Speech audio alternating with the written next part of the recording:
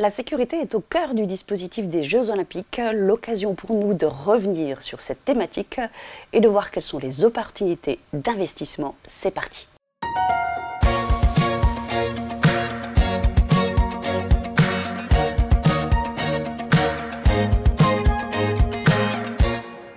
Mathieu Rollin, bonjour. Bonjour Caroline. Vous êtes gérant de portefeuille chez Thematics AM, spécialiste de la sécurité. Alors, la sécurité, c'est tout d'abord un besoin fondamental. Est-ce que vous pouvez m'éclairer un petit peu sur ce sujet? Absolument. En fait, la sécurité, c'est un besoin primaire de l'homme.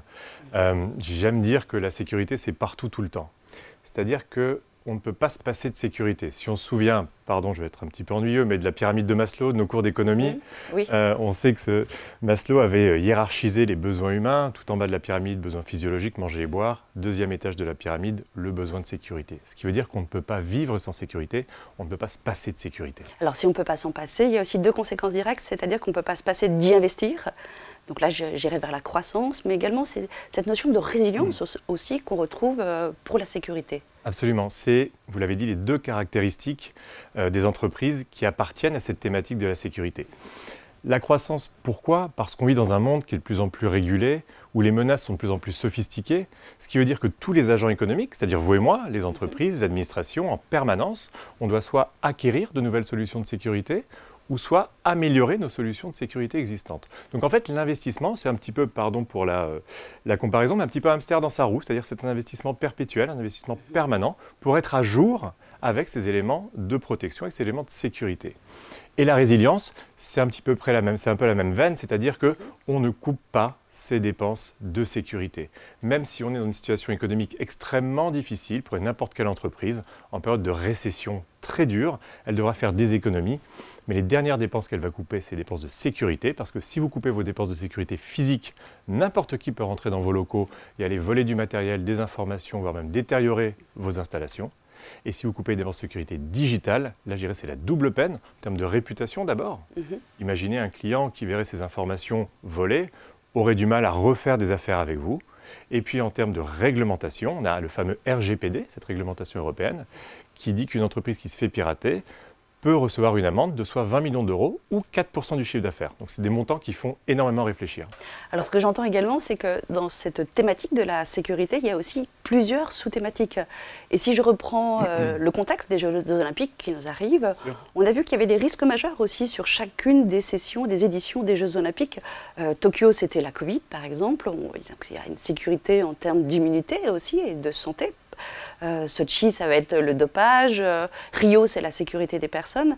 Donc ça aussi, c'est des thèmes, des sous-thématiques que vous screenez dans le cadre de votre approche. En fait, les Jeux Olympiques, c'est une illustration parfaite, une mise en pratique parfaite de cette thématique de sécurité. En fait, si on regarde cette thématique de sécurité, on s'aperçoit qu'on peut placer les entreprises dans deux mondes. Un monde digital d'un côté, le monde réel de l'autre. Dans le monde digital, on va voir toutes les entreprises qui vont être là pour protéger nos données, notre vie numérique, notre identité digitale, la cybersécurité, les data centers, pour faire simple. Ensuite, on a les entreprises qui vont protéger nos paiements digitaux, parce qu'on paye de plus en plus avec nos cartes, nos téléphones et de moins en moins en espèces. Et dans le monde réel, on va voir toutes les entreprises de sécurité sanitaire, l'eau et les aliments, les entreprises pour la sécurité des transports. On a de plus en plus de transports électriques, donc sécurité électrique, transport autonome, l'autonomie fait qu'on a de plus en plus besoin de sécurité digitale dans nos voitures, dans nos camions, nos trains et nos métros. On a la sécurité de la vie quotidienne, bien évidemment, avec le transport de fonds, le gardiennage, le contrôle des nuisibles.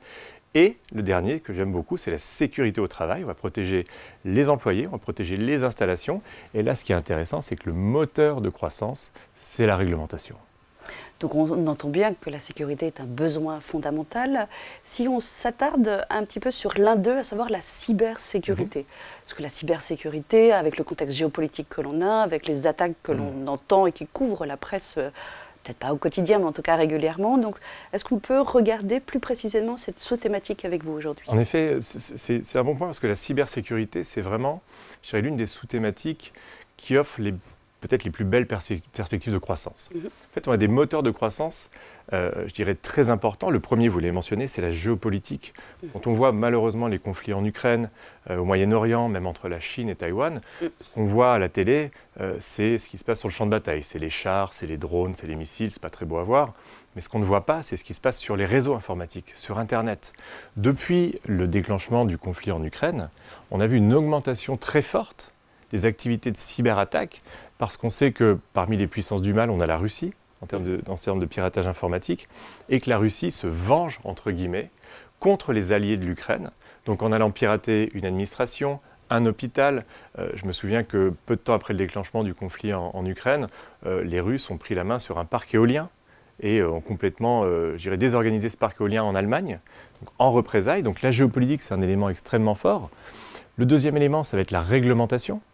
J'ai cité RGPD tout à l'heure, mais on a un certain nombre de réglementations qui se mettent en place justement pour favoriser la protection de nos données et de nos vies digitales. Un exemple aux États-Unis, par exemple, au mois de décembre dernier, la SEC, qui est l'autorité des marchés financiers américaine, l'AMF américaine, a promulgué une nouvelle réglementation qui oblige maintenant les entreprises cotées sur le marché américain à publier le fait qu'elles ont été piratées si des données ont été volées. Par le passé, elles mettaient ça plutôt sur le tapis parce qu'en termes de réputation, c'est plutôt catastrophique d'avouer qu'on a été piraté. Maintenant, elles n'ont pas le choix, elles remplissent un formulaire, le 8K pour être précis, et elles sont obligées de publier le fait qu'elles ont été Donc du coup, piratées. pour elles de se protéger, comme vous l'avez précisé au début de notre émission, effectivement, et d'investir en fait dans le cadre de cette protection. Absolument. Et si vous aviez une société sur laquelle vous pourriez donner à titre d'exemple sur cette thématique-là?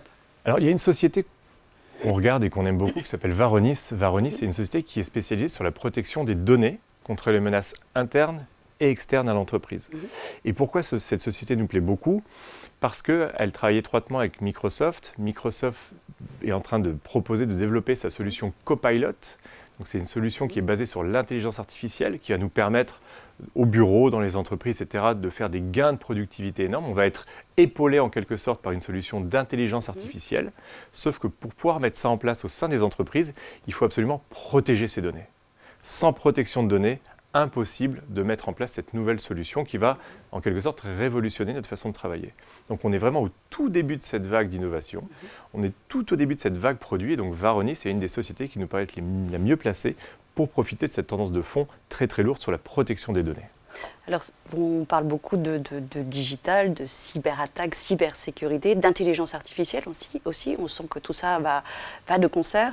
Est-ce qu'il y a d'autres sociétés, c'est ce que j'entends également, qui ne sont pas digitales, et surtout sur d'autres cycles d'investissement? Parce que là, c'est surtout des valeurs de croissance sur lesquelles que nous avons citées jusqu'à maintenant. Alors c'est vrai qu'on a, dans cet univers extrêmement large de la sécurité, on a des entreprises par exemple, alors qui vont paraître beaucoup moins intéressantes, beaucoup moins excitantes, mais qui sont extrêmement efficaces d'un point de vue de l'investissement. C'est une société par exemple qui s'appelle API Group. API Group fait de l'inspection des installations incendie. On est loin de l'intelligence artificielle. Là. On est très loin du high-tech, on est très loin de ce côté un peu science-fiction des cyberattaques, mais là on parle d'investissement, on est très concret. Et pourquoi est-ce que c'est quelque chose qui fonctionne extrêmement bien? Parce que si demain vous êtes propriétaire d'un hôtel par exemple, et encore une fois on est en période de récession économique, les choses vont mal, votre taux d'occupation est très bas, vous devez faire des économies. Mais il y a bientôt les Jeux Olympiques. Les Jeux Olympiques, très bien, mais après les Jeux Olympiques. Et si vous devez faire des économies, vous devez couper plein de dépenses. En revanche, si vous voulez maintenir votre hôtel ouvert, vous n'avez d'autre choix que de faire venir API pour inspecter vos installations incendie et vous mettre ce fameux tampon qui, auprès du régulateur, va montrer que votre hôtel, en tout cas votre infrastructure, est conforme à la réglementation. Et donc nous, c'est ce qui nous plaît. Parce qu'ici, le moteur principal, c'est la réglementation.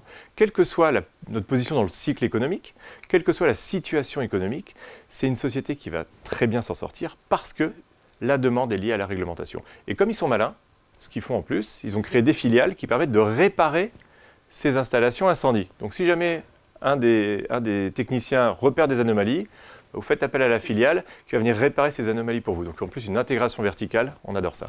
Et donc une véritable complémentarité aussi avec les valeurs de croissance sur ce type de société. Très bien, merci beaucoup Mathieu. Merci Caroline. La sécurité est un sujet passionnant qui offre de larges opportunités d'investissement. Merci à tous de nous avoir suivis. Je vous dis à très bientôt.